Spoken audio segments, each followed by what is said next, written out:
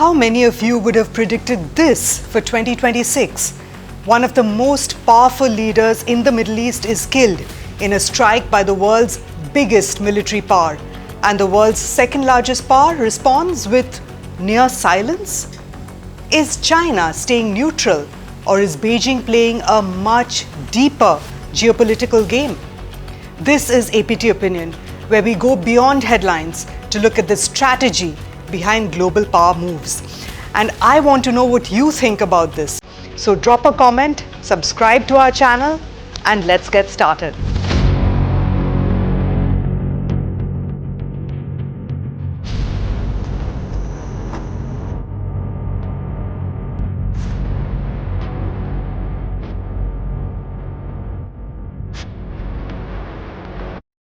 So, China's calculated silence. I'm going to take you back to 1972, when the United States was edging closer to the taunt with China. Remember what Henry Kissinger said? China's greatest strategic weapon is patience. And today, I don't think that has changed. Half a century later, that instinct for patience, that instinct for calibrated silence seems to be shaping China's response to one of the most explosive moments in the Middle East in decades. When US and Israeli strikes killed Iran's supreme leader Ayatollah Ali Khamenei, many of us expected a strong reaction from Beijing. Iran, after all, is a major energy supplier to China and certainly a partner in its broader geopolitical push against Western dominance. Yet, China's response was restrained, strikingly restrained. China's foreign ministry has said it is highly concerned. Officials urged an immediate ceasefire, respect for China's sovereignty, and a return to dialogue. But you know what?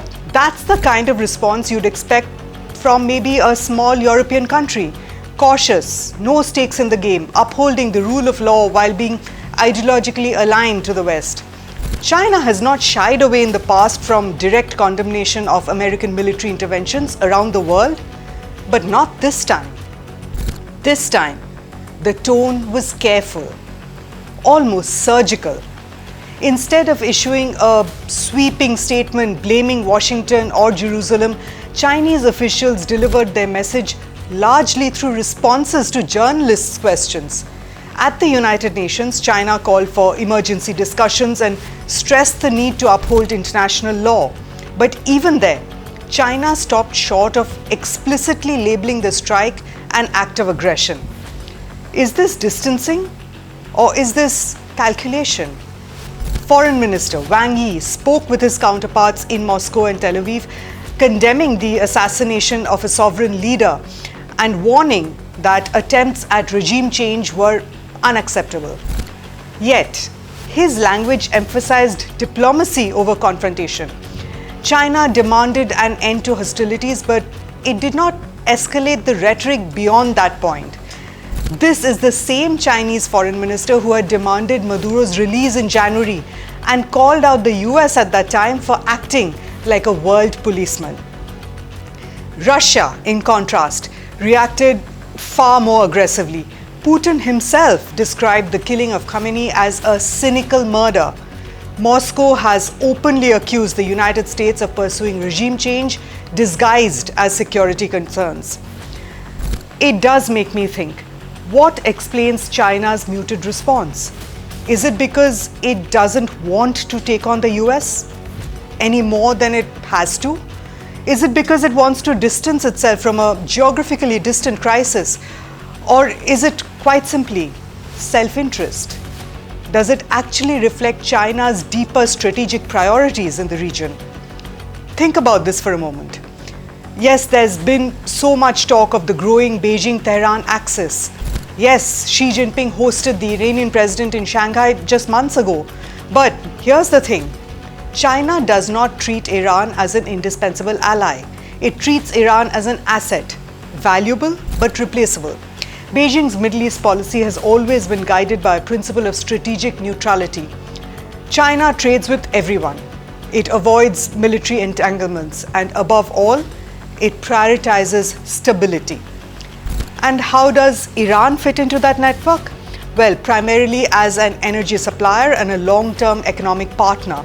China buys large volumes of Iranian oil, often getting around sanctions through complex trading networks. It's also promised massive investments in Iran under a long-term cooperation agreement signed in 2021. But the reality is that China's economic footprint across the Gulf far outweighs its ties with Tehran. Saudi Arabia, the United Arab Emirates, and Qatar are all far more significant trade partners. Israel itself has deep technology and infrastructure links with Chinese companies. And across the region, Beijing has poured tens of billions of dollars into Belt and Road infrastructure projects, ports, logistic hubs, industrial zones, energy networks across the whole of the Middle East. A dramatic pro-Iran stance by China now would risk jeopardizing these relationships. So, Beijing is playing the long game. Rather than picking sides, China is positioning itself. It's positioning itself as the responsible great power calling for restraint. By urging ceasefires, backing UN diplomacy, and warning against escalation, Beijing is shaping the narrative without becoming a participant in the conflict. This allows China to criticize American interventionism while avoiding the costs of direct confrontation. And it buys time. Time to see whether Iran's political system stabilizes or fractures. Time to assess whether a new leadership emerges in Tehran. Time to preserve China's economic access to whichever government then ultimately controls the country. From Beijing's point of view, an emotional reaction would be a liability at this moment. The real power is in strategic patience. Agree? Disagree? Drop a comment. But there's also a broader geopolitical calculation at play. The Middle East remains vital to China's energy security. Roughly half of China's imported oil comes from this region. Any major conflict that threatens shipping lanes or destabilizes the Gulf will send shockwaves through global markets, and it will also directly hit China's economy. A widening war between Iran, Israel, United States would be disastrous for that equation.